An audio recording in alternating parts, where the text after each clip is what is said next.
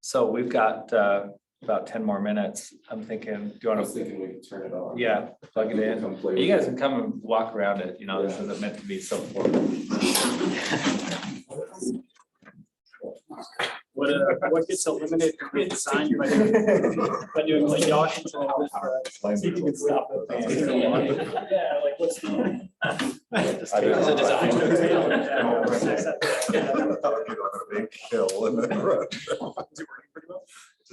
So we actually haven't light tested the yaw control. That's today. All to get to school. More gas. Getting up. Top of the mountain. That's cool. Yeah. We I actually. just thought it was funny. Scale it up. And successful is it actually landed and then the wings fell off. But it landed and like the wings were mostly intact. It was a great flight. Have you guys seen the like hand mounted UAV? That was like intentionally. Yep, falls apart right ahead, yep.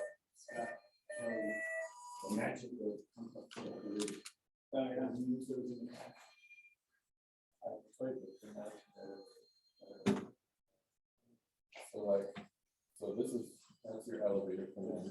Yeah. So like this is like that roll.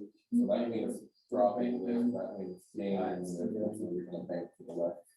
And then pitch. You're gonna pitch down. Or excuse me, you're gonna pitch up, you're gonna pitch down. Yeah. What's the outside? And you can actuate them differently though, right? Yeah. So there's 4 different modes. This is the safety mode. And you guys are welcome to play with this. So then you can flip into mode 2. So you can see it's got this slower transition. We'll talk about why we added that later. But this one once again doesn't have yaw. I believe the purpose of this mode is to minimize induced drag. And I believe that's the only thing that this one does. So then you can switch into mode 3. Mode 3 does the same thing, it minimizes induced drag, and I'll talk about the range. So we can see really better. But it minimizes induced drag while also having 0 yaw. Say again. Mode 3 is minimizing induced drag while eliminating adverse yaw. Is that correct? So that is out internal to the controller that handles that. Yeah, it's all on that teensy board. Yeah. And so this one still doesn't have yaw command. How is So it? it's- I'm sorry. no, you're good. You're good. I was gonna ask how like what is the plan for how the office if it works? Let me show you. So this is mode 4. This is the one that we'll be testing later today. So this one, you can see a little bit better. So I'm doing pure yaw. Yeah. And so That's interesting. I'm not the one who's the expert on this. This is Zach's department, but basically the point is that you're producing lift in such a manner over here that you're creating the same amount of lift on each wing, where you're producing a whole bunch of drag on this wing. So it pulls. So we're doing a right yaw. So we're producing all this drag on this side. We're gonna nose to the right. Yeah, Cool. you guys are welcome to play with it.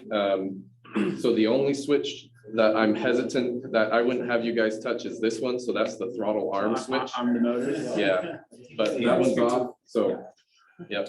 So someone can try and stop it. with Anyone the- wanna play with it? Anyone wanna play with it? Will you do something? I don't need to play Yes. with Okay, will you? it. I don't wanna break it. It's like, Okay.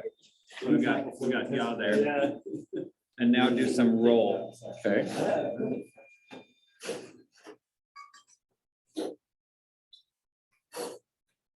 So that is yeah.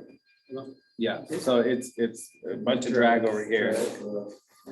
Yeah, what is that? What is Is there an actual? For the pilot. Yeah. The pilot actually prefers to be able to see the tops when it banks in So it's flight. deciding Yeah. how Good to question. create those. Dave Stewart, he works. Okay. Yeah, before when we did that with the work theory, we saw that it was moving up. And then turn or something like that. So probably Is it fairly just have resilient? creating. I mean, to everything that we can do on the bench, yes. Once we stick it in the air, And that was, I think, at least for me, that was my biggest challenge with the airframe. We had a couple really big challenges. One of them was structures wise. So earlier, I had an earlier presentation where I talked about how we designed the spar for a certain load limit. It just came up with a solution, but We flew that airframe, we but don't have it. it just specified, wasn't like, good enough. you know, It you're doing basically yaw now and snapped you're- itself you're apart doing in the full. sky. And so that's when we put those carbon fiber rods in there. And it's been fine with that ever I since. think that the malfunction Do they have caused by different the sizes of those back the pump. I think so. I don't have $500 in material to pay for a plane right now, so they have smaller things. Well, so these are each like 170. Okay. But there is no pro wash, and so. Well, see I what's want gonna- to say this is like a medium size, yeah, but I don't like remember makes the exactly. flow a lot cleaner. Yeah. They don't want to play with it? You're welcome to play with You it. should spin up the engines just a little bit. Yeah, Just so we can hear. I'm gonna hold on to it so it doesn't.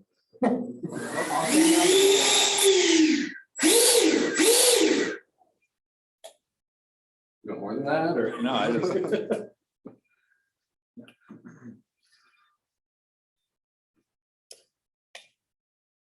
You want to play with it? Sure. Is this mode one? Determining this to be the final size, why not a much smaller one, why not a much bigger one? What are the key factors in arriving at this particular wingspan? That's a great question. I don't know if we have a really good answer for that. I do. Okay, man. One of the bigger ones was these control surfaces. Yes. In order to get them to behave the way that I wanted them to, they had to have a larger cord, so they had to have a larger length.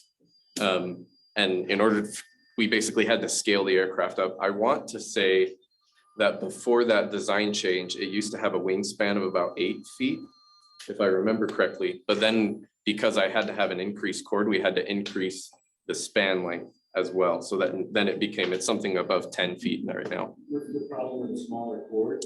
The compliant mechanism that, so you can see inside of here, there's like this. There's part the- right there. It would have a hard time, yeah, right there. Oh, eventually you don't have enough. Eventually you don't have enough room for it. Yeah, yep, yep. Wow. It's so cool. Very cool. It's the compliant mechanism of pretty unique design. Uh-huh. It's cool. Which one's mode 3? Mode 3 is right there. Your electronics are real noisy. So like, we can't see it there, but on the bottom of these guys, Oh, there's this little guy that sticks into the tongue. And there's a servo in here that moves back and forth. Case, do you want to? Yeah, I was gonna say no. Yeah, let me break something. I'm getting out of the way. This is so cool. Oh, where's the mode for the yaw again? For the yaw, so Is that's that- one down. Right there. I just think that's. So is that 4 then? Yeah, it's four. Yeah, sure. I was like, there's no. That was what, that was my guess at how I was gonna do it, but that was good.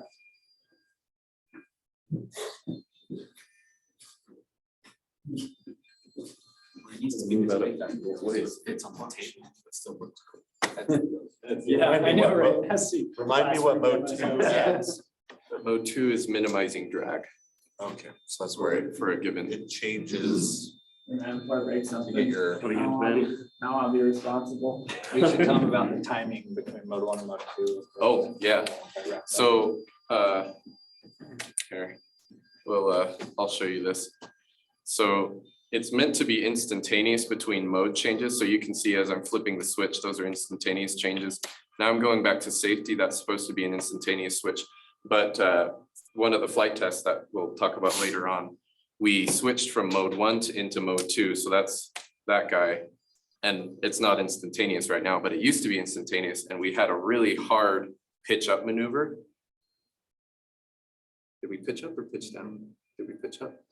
Hard pitch up maneuver, and it caused a gliding stall that we'll talk about a little bit later on. But long story short, it was a concern that we would have that situation, and we thought if we were able to delay that switch over, or at least stretch out that transition, the pilot would be able to, you know, change and be ready for that large pitch up command. And so if you see, there's a 5-second transition in between the modes so that he's able to handle that a lot better. And we were able to test this on Monday. Was it Monday when we flew? We were able to test it on Monday and it worked out great for him, that transition. Where do you go to fly it? What was that? Where do you go to fly it? Bridgerland RC fields. So there's an RC field out. Where the devil am I? Yeah, over there. Yep. You can hear the whine of those servos. Yeah, it's probably some lady. They're pretty loud. Part of the problem is we have some trim preset into the airframe, so they're holding. Yeah, so if you look, there's about 3 degrees of up trim in mode 1. And so that's why they're whining. If I think they're that bad. down just right, we might hear that. I like remote different. Right about there. Yeah. And that center servo just always whining. It's true, they don't like go when you turn that car on. Yeah.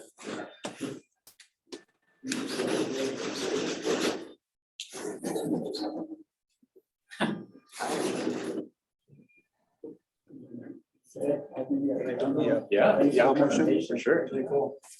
Thank you, Doug. Thank you. We're gonna head back. Yamode is here. Yeah, and thanks. now we'll transition. Thanks for lunch, too. So now you'll.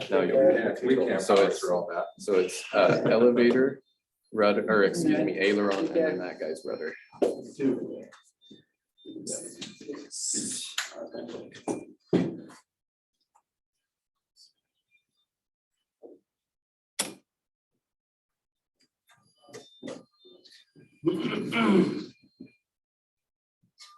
Well, Dr. Enziger, now you have to invest in a VR Yeah. set to control this Yeah. apparently. Like you have little balls on your arms that it can track and you like Also, flex the wings with your arms. Dr. Whitmore was telling us that apparently they have like a VR like joystick kind of setup that you can use. Have you seen Alex Rider? Yes. Okay, in the 2nd season, the bad guy he has these killer drones that he controls with his hands. Oh, yeah. And I just watched that part and I'm like, there's no way someone would design it to, because I don't remember what throttle was, but he shows it and it's something completely counterintuitive. Yeah, Dr. Whitmore was. Ben, is that in mode 4? What was that, Zach? Is that in mode 4 right now? Yes, it is. You want to do full yaw? Yeah, so that's, can you see very well? Sort of, yeah. So I'm at full rates. So this is yaw left. And this is yaw right.